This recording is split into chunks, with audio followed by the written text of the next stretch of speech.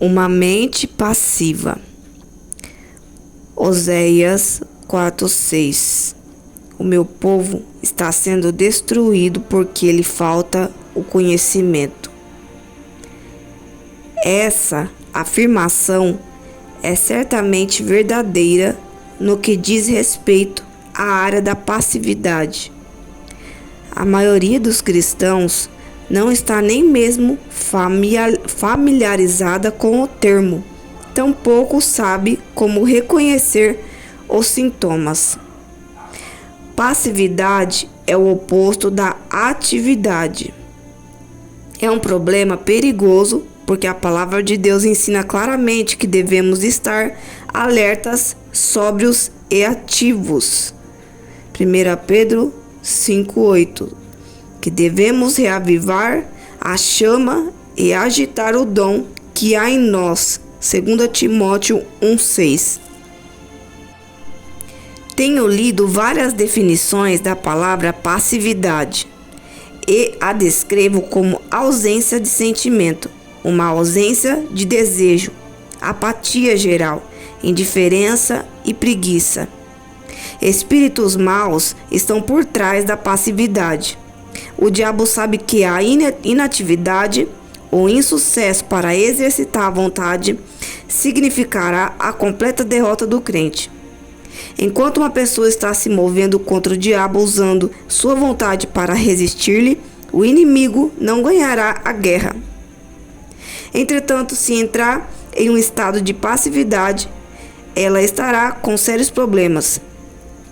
Tantos crentes são tão governados emocionalmente que qualquer ausência de sentimentos é tudo do que precisam para que parem de fazer o que foram ensinados a fazer. Eles louvam se sentirem vontade, doam se sentirem vontade, são fiéis ao que dizem se sentirem vontade, e se não sentirem vontade não fazem nada. Efésios 4:6. O espaço vazio é um lugar. Nem dei lugar ao diabo. O lugar que damos a Satanás é frequentemente um espaço vazio. Uma mente vazia e passiva pode facilmente ser cheia com todos os tipos de pensamentos errados. Um crente que tem uma mente passiva e que não resiste a esses pensamentos errados frequentemente, os toma com os seus próprios pensamentos. Ele não percebe que o espírito mau os injetou em sua mente, porque havia espaço vazio lá para ser preenchido.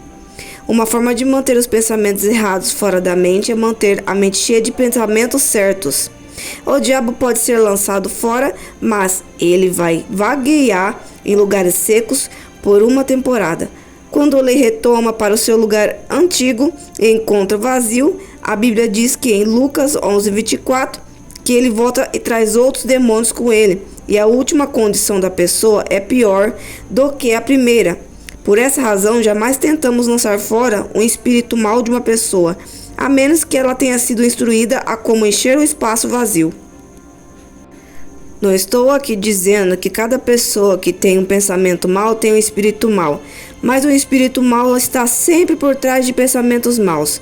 O indivíduo pode lançar fora conceitos repetidamente, mas eles voltarão imediatamente até que ele aprenda a preencher o espaço vazio com uma forma de pensar correta. Quando o inimigo retomar, ele então não encontrará lugar naquela pessoa. Há pecados agressivos ou pecados de execução e há pecados passivos, que são pecados de omissão. Em outras palavras, há coisas erradas que fazemos e há coisas certas que não fazemos. Por exemplo, um relacionamento pode ser destruído por palavras irrefletidas, mas pode também ser destruído pela omissão de palavras bondosas de apreciação, que deveriam ter sido ditas, mas nunca foram. Uma pessoa passiva pensa que não está fazendo nada de errado porque ela não está fazendo nada.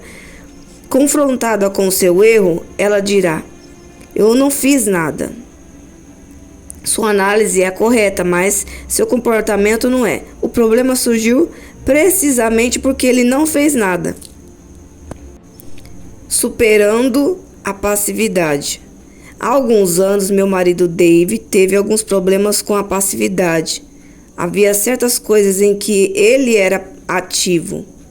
Ele ia trabalhar todo dia, jogava golfe aos sábados e assistia ao futebol aos domingos. Além disso, era muito difícil motivá-lo a fazer qualquer outra coisa. Se eu precisasse de um quadro pendurado na parede, poderia levar 3 ou 4 semanas para ter feito isso. Isso causava grande atrito entre nós. A mim parecia que ele fazia o que queria e que, além disso, não fazia nada.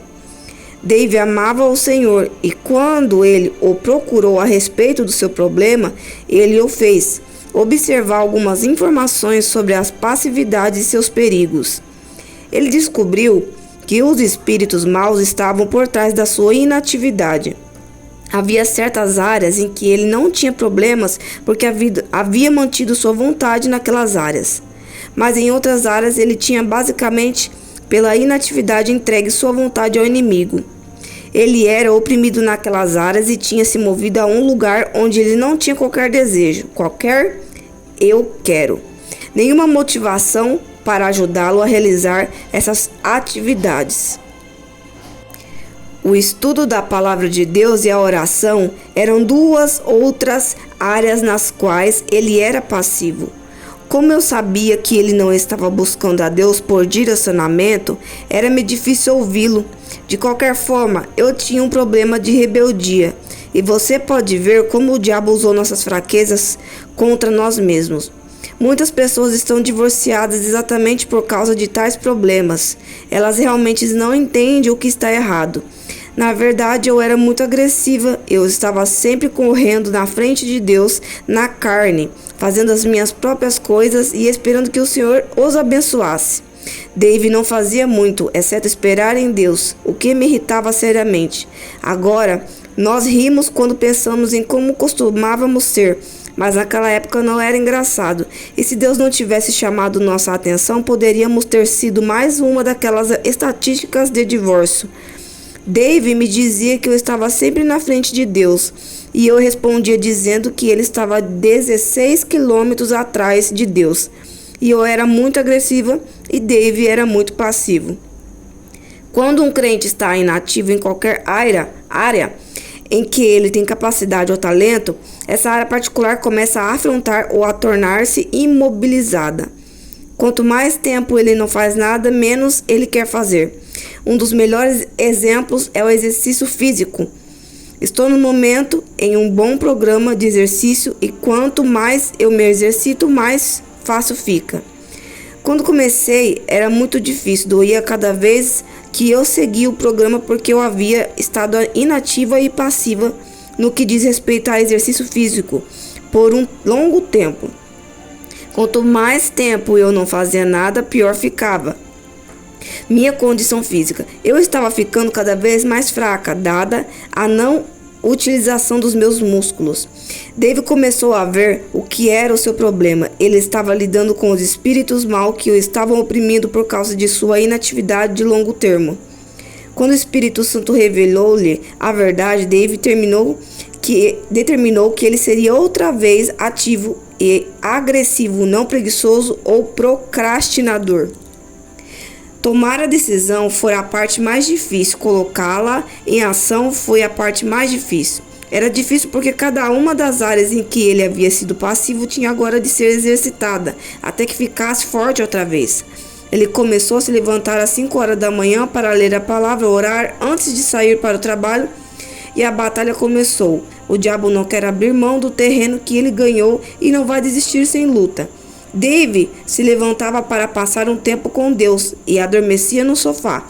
Mesmo que houvesse manhãs em que adormecia, ele estava fazendo progresso simplesmente porque ele estava saindo da cama e tentando construir uma vida de oração. Houve momentos em que ele ficou entediado. Havia dias em que ele sentia que não estava tendo nenhum progresso, em que, de qualquer forma, ele não estava entendendo o que estava lendo e sentindo que suas orações não estavam sendo ouvidas. Mas ele persistiu por causa da revelação do Espírito Santo sobre essa condição chamada passividade. Comecei a notar que quando eu precisava que Dave pendurasse um quadro ou consertasse alguma coisa na casa, ele respondia imediatamente: Ele estava começando a ter seus próprios pensamentos outra vez e tomar suas próprias decisões. Muitas vezes ele não tinha vontade de fazê-lo ou até mesmo não queria fazê-lo no seu natural. Mas ele ia além dos seus sentimentos e desejos carnais. Quanto mais ele agia em relação ao que sabia que era correto, mais liberdade ele desfrutava. Serei honesta e lhe direi que não foi fácil para ele. Ele não foi liberto em uns poucos dias ou em poucas horas e poucas semanas. A passividade é uma das condições mais difíceis de ser superada porque, como mencionei, não há sentimentos para emprestar suporte. David persistiu com a ajuda de Deus e agora ele não é nem um pouquinho passivo. Ele é administrador de vida na palavra e supervisiona todos os nossos programas da rádio e televisão e responsável por todos os aspectos financeiros do ministério. Viaja comigo em tempo integral e toma decisões em relação aos nossos programas de viagem. E também um excelente homem de família. Ora regularmente e passa tempo estudando a palavra de Deus. Em resumo, ele é um homem para ser respeitado e admirado. Ele ainda joga golfe e assiste a esportes, mas agora ele também faz outras coisas que se espera que faça. Conhecendo e vendo tudo o que ele faz, ninguém pensaria que ele já foi tão passivo como era no passado. A condição de passividade pode ser superada, mas o primeiro passo para superar a passividade nas ações é superar a passividade na mente. David não poderia ter progresso até que tomasse a decisão e mudasse sua maneira de pensar. A ação correta acompanha o pensar correto. A ação correta acompanha o pensar correto. Romanos 12, 2. E não vos conformei com este século, mundo, moldando e adaptando de acordo com os seus costumes externos superficiais, mas transformai-vos pela completa renovação da vossa mente por seus novos ideais e novas atitudes. Há um princípio dinâmico mostrado do começo ao fim na palavra de Deus e a pessoa alguma jamais andará em vitória a menos que ela entenda e opere nele. A ação correta acompanha o pensar correto. Deixe-me colocar de outra forma: você não modificará o seu comportamento até que modifique os seus pensamentos. Na ordem das coisas de Deus, o pensar correto vem primeiro, a ação correta e o segue. Creio que a ação certa ou o comportamento correto é fruto do pensar corretamente. Muitos crentes se desgastam tentando agir corretamente, mas o fruto não é produto de luta. O fruto vem como resultado de pensar e permanecer na videira. João 15, 4. E permanecer na videira envolve ser obediente. João 15, 10. Eu sempre uso Efésios 4, 22 quando ensino esse princípio. O verso 22 diz: vós despojeis do velho homem, desvesti-vos e jogai-vos fora o vosso velho e não renovado eu, que caracterizava a vossa maneira anterior de vida, que se corrompe segundo as concupiscências e desejos que brotam do engano. No verso 24 continua o pensamento dizendo: e vós revistais do novo homem, criado segundo em justiça e retidão procedentes da verdade. Assim vemos que o verso 22 basicamente nos diz para pararmos de agir inadequadamente, e o verso 24 nos diz para começar a agir adequadamente. Mas o verso 23 é o que eu chamo de ponte bíblica. Ele nos diz como ir do verso 22 agindo inadequadamente ao verso 24 agindo adequadamente. E vós renoveis constantemente no espírito do vosso entendimento, da vossa mente, tendo uma nova atitude mental e espiritual. É impossível ir de um comportamento errado a um comportamento correto, sem primeiro mudar os pensamentos. Uma pessoa passiva pode querer fazer a coisa certa, mas ela jamais conseguirá isso a menos que ative a sua mente propositalmente e alinhe com a palavra e a vontade de Deus. O exemplo que me vem à mente envolve um homem que certa vez foi para a fila de oração em uma das minhas conferências. Ele tinha um problema com a luxúria. Ele realmente amava sua esposa e não queria que seu casamento fosse destruído. Mas seu problema precisava ser resolvido, ou ele arruinaria seu casamento. Joyce, eu tenho um problema com a luxúria, ele disse. Parece que eu simplesmente não posso ficar longe de outras mulheres. Você pode orar para que eu seja liberto? Eu orei muitas vezes, mas parece que jamais conseguirei algum progresso. Isso foi o que o Espírito Santo me ordenou que ele dissesse. Sim, eu vou orar por você, mas você deve ser responsável pelo que permite que ele seja mostrado na tela da sua mente. Você não pode visualizar fotografias pornográficas em seu pensamento ou imaginar-se com essas outras mulheres se você quer desfrutar da liberdade. Como esse homem, outros vieram a perceber imediatamente porque eles não estavam experimentando progresso, mesmo que quisessem ser libertos. Eles querem mudar o seu comportamento, mas não sua maneira de pensar. A mente é, frequentemente, uma área na qual as pessoas brincam com o pecado. Jesus disse em Mateus 5:27, ouvistes que foi dito, não adulterarás. Eu, porém, vos digo, qualquer que olhar para uma mulher com intenção impura no coração já adulterou com ela. O caminho para as ações pecaminosas é pavimentado com pensamentos pecaminosos. Uma mulher que participou do primeiro estudo bíblico doméstico tinha entregado sua vida ao Senhor e queria que seu lar e seu casamento fossem consertados. Tudo em sua vida era uma bagunça. O lar, os filhos, as finanças, a condição física e etc. Ela disse abertamente que não amava seu marido e de fato ela realmente o desprezava. Sabendo que sua atitude não era de Deus, ela queria amá-lo, mas simplesmente parecia que não podia tolerar estar perto dele. Nós oramos e ela orou, todos oraram, compartilhamos a escritura com ela e lhe demos fitas para ouvir. Fizemos tudo o que sabíamos, e embora ela parecesse estar seguindo nossos conselhos, ela não progredia. O que estava errado? Durante uma sessão de aconselhamento, foi revelado que ela havia sido uma sonhadora toda a sua vida. Ela estava sempre imaginando uma existência de conto de fadas na qual ela era a princesa e o príncipe vinha para a casa do trabalho com flores e doces, emocionando-a com a sua devoção a ela. Ela passava os dias pensando assim: e quando meu marido, cansado, acima do peso, suado, sujo, chegava em casa depois do trabalho, com um dente faltando e ela o desprezava?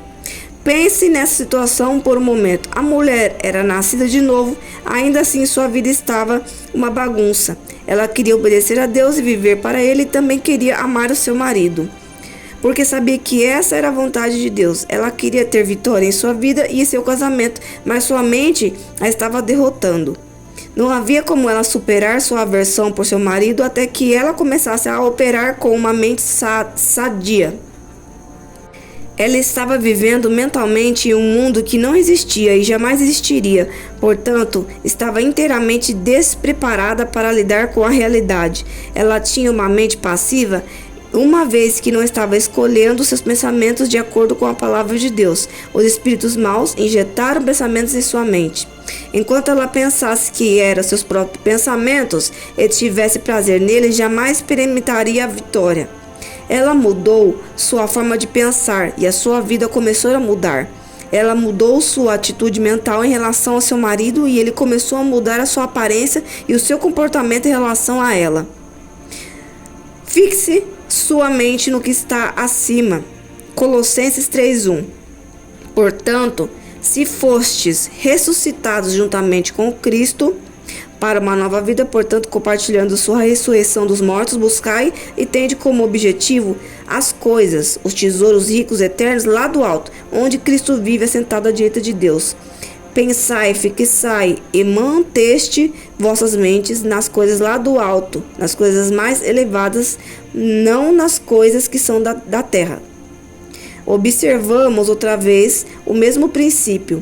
Se você quer viver a vida ressurreta, que Cristo providenciou, então busque essa vida nova e poderosa, fixando sua mente nas coisas do alto, não nas coisas da terra.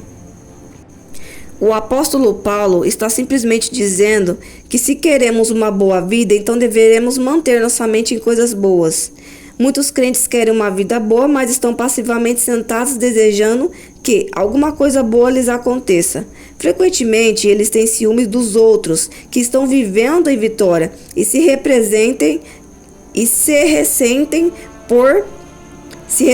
porque a vida deles é tão difícil. Se você deseja a vitória sobre seus problemas, se você verdadeiramente quer viver uma vida ressurreta, você deve ter força de caráter e não apenas força de desejo. Você deve ser ativo, não passivo. A ação correta começa com o pensamento correto. Você deseja, não seja passivo em sua mente. Comece a escolher os pensamentos corretos. Exatamente como Joyce Meyer diz. Nós devemos viver pela fé, não pelo sentimento, pela fé. Não devemos usar o nosso sentimento como nosso guia, como nossa bússola. Porque se você for depender do seu coração, do seu sentimento, você não vai fazer nada em sua vida. Se você esperar sentir vontade para orar, vai ter momentos que você não vai sentir vontade de orar. E esse é o momento que o diabo vai vir para te destruir e te matar espiritualmente, te afastar da presença de Deus e colocar obstáculos, portas mais largas para você entrar e te afastar da presença de Deus. Então é necessário que você venha viver pela fé, fixar a sua mente na palavra de Deus, tendo a certeza da palavra e vivendo a palavra e tomando atitudes para viver conforme a palavra de Deus. Não basta somente ter a fé e não viver a palavra de Cristo. Ter a fé, ler a palavra e não viver a palavra de Cristo. Isso é viver pelo sentimento. Quando você apenas lê a palavra e não vive conforme a palavra. E isso entra no assunto de salvação. Quando se trata de salvação, é necessário que você, após receber a salvação, você continue na salvação, que é vivendo a palavra de Cristo. Não pode duas fontes jorrar no mesmo lugar. Não tem como. Ou é o Espírito Santo ou é o demônio. Ou você vive a palavra ou você vive para o mundo. E uma das armas que o diabo tem usado para destruir os cristãos é o sentimento. Deixando que eles sejam religiosos, vivendo pelo sentimento e não pela fé. A palavra de Deus em nenhum momento anula o sentir, mas que devemos viver com base na fé. Isso não significa que nunca vamos sentir. O amor de Deus é a fé, amor e justiça, que é a palavra amor e justiça. Quando você ama a Deus, você usa sua fé obedecendo a palavra. Aqueles que não obedecem não amam a Deus. Então você está sendo passivo, deixando de fazer o que Deus nos pede para fazer o que você sente. Muitas vezes o que falta para você é receber a sua cura, o seu milagre, sua transformação. Aquilo que você tanto busca em Deus é você ser uma pessoa de atitude. E não ser só uma pessoa sonhadora e imaginar, mas pensar, sonhar e também tomar atitudes para que isso seja transformado, para que se materialize em sua vida. É assim exatamente como os cristãos vivem hoje em dia, pelo sentimento. Por que muitos jovens, muitas pessoas se afastaram da presença de Deus? Não conseguiram ficar muito tempo na presença de Deus, ou quando ficam na presença de Deus, estão vivendo longe de Deus. Porque elas vivem pelo sentir e não pela fé. Elas esperam sentir vontade. Hoje eu não estou sentindo vontade de orar, então eu não vou orar. Hoje eu não estou sentindo vontade de ler a Bíblia, também eu não vou ler a Bíblia. Hoje eu não estou sentindo vontade de ir na igreja, também não vou na igreja. Hoje não estou sentindo vontade de ajudar alguém, então não vou ajudar alguém. Hoje não estou sentindo vontade de falar com Deus, então não vou falar com Deus. Hoje não estou sentindo vontade de louvar, de buscar, de orar, então não vou fazer isso. Eu vou fazer quando eu estou sentindo vontade. Então ela acha que a bússola dela é quando ela sentir vontade. Ela acha que o sentir é o aviso de Deus dizendo, ó, você precisa fazer. Então ela confia no seu próprio conhecimento, que é o seu coração, e não na sabedoria de Deus, que é a voz do Espírito Santo. Você precisa resistir ao diabo buscando pela fé sem sentir. Nos momentos difíceis, nos momentos de angústia, no momento de dor, no momento de fraqueza, mesmo na fraqueza, mesmo quando você cair, mesmo quando problemas vierem sobre você, você tem que buscar pela fé e nunca deixar de orar, de falar com Deus, de buscar a presença dele. Porque aí nós estamos provando para Deus que nós estamos buscando a Ele somente em momentos bons, em momentos onde estamos felizes, e não nos momentos onde faltam coisas em nossas vidas, onde achamos que estamos desprovidos, destruídos, infelizes. Então achamos que devemos dar só da glória a Deus quando estamos felizes, alegres, servir a Deus quando sentimos, e não quando estamos tristes ou passamos tribulações, provações. É por isso que o diabo vence muitas guerras na vida das pessoas, destrói, traz doenças, mata as pessoas e leva para longe de Deus. Basta uma atitude de fé para tudo acontecer. Uma atitude de fé, o seu milagre chega até você. Tome uma decisão a partir de agora na direção de Deus. Peça a direção ao Espírito Santo, ouça a vontade dele e tome a sua atitude em base da vontade de Deus.